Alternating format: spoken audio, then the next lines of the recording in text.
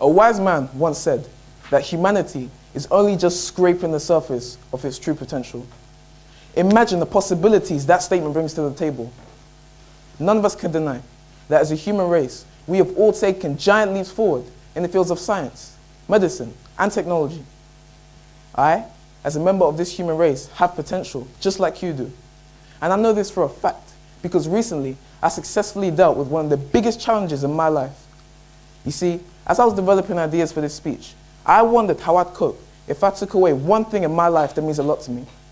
Of course, the obvious things crossed my mind, things like friends, family, and education. But one thing was more important than all of that stuff.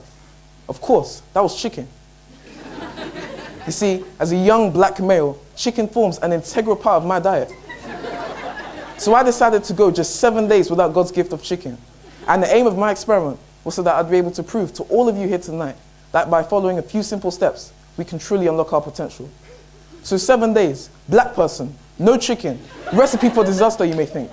Well, you'd be right. From days 1 to 3 of my chicken abstinence, I was already reporting severe chicken withdrawal symptoms. Anything from severe stomach cramp, to severe sore throat, to severe headache. From days 4 to 6, I was wondering how vegetarians pull it off every day of their sad, miserable lives. And on day 7, I was counting down the hours, minutes, seconds, until I'd be free. Free to taste mummy's deep fried chicken again. But in the end, I made it, 7 days without chicken. But what has this crazy experiment got to do with all of you here today?